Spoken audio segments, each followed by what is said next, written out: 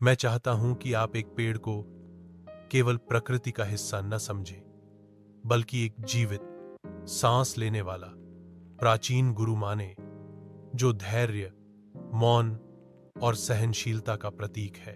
पेड़ कभी बोलते नहीं, लेकिन वे हर पल सिखाते हैं। पेड़ की ताकत उसकी ऊंचाई में नहीं, बल्कि उसकी जड़ों की गहराई में होती है। जैसे वटवृक्ष या पीपल की जड़ें सैकड़ों फीट तक जमीन में फैलती हैं, यही अदृश्य नींव उन्हें तूफानों में भी अडिग बनाए रखती है। आध्यात्मिक रूप से हमें भी ऐसी जड़ें चाहिए, सत्य, करुणा, आत्मचिंतन, अनुशासन और मूल्यों की जड़ें। यदि आपके भीतर स्थिरता नहीं है, तो आपकी ऊपरी सफलता भी टिक नहीं सकती।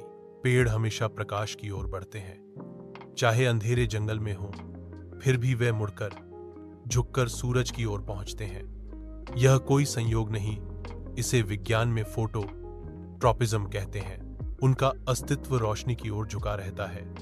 आपकी आत्मा भी ऐसी ही है।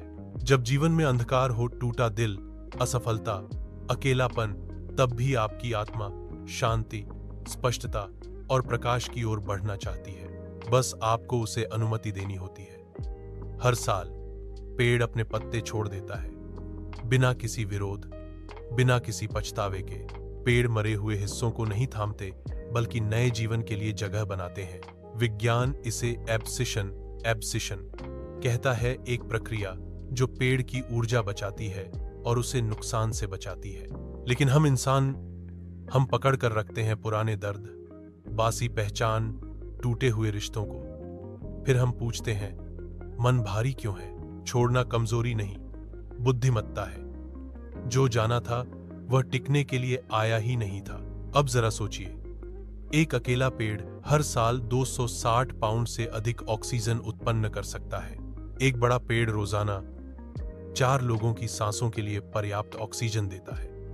पेड़ देते हैं छाया, फल, हवा, घर और सुंदरता बिना कुछ मांगे। वे चुपचाप सेवा करते हैं, ना अपनी उपयोगिता का प्रचार करते हैं, ना कोई श्रेय मांगते हैं। यही सच्ची आध्यात्मिक सेवा है।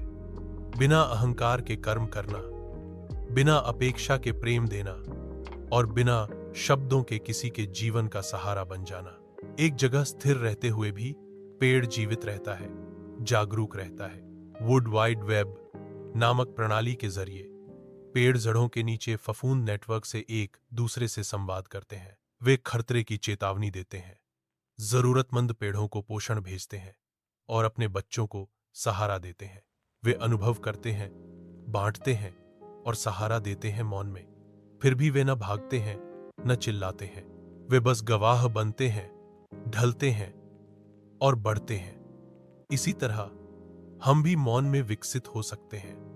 मौन आलस्य नहीं है, वह स्पष्टता है। बैठिए, श्वास लीजिए, सोचिए। आपकी आत्मा को रफ्तार नहीं चाहिए, अंतरिक्ष चाहिए। अंत में पेड़ कभी तुओं का विरोध नहीं करते। उन्हें सर्दियां भी स्वीकार होती हैं और बसंत की बहार भी। वह हर मौसम को उसके समय पर पूरी विनम्रता से स्वीकारते हैं। इसीलिए वे सैकड़ों नहीं, हजारों साल तक जीवित रहते हैं। दुनिया का सबसे पुराना पेड़, कैलिफोर्निया का ब्रिसलकोन पाइन, लगभग 4800 साल पुराना माना जाता है। इतनी दीर्घायु का रहस्य क्या है? स्वीकृति, अनुकूलता और मौन में स्थिरता।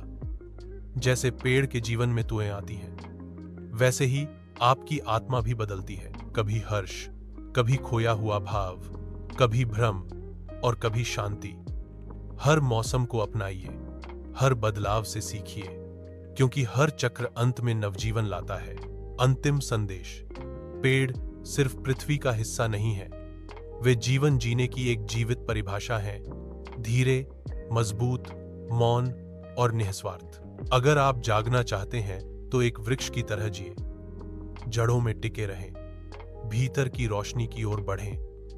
जो नहीं चाहिए उसे छोड़ दें, बिना अपेक्षा के दें। मौन में विकसित हों और हर मौसम पर विश्वास करें, क्योंकि वही आत्मा की असली यात्रा है।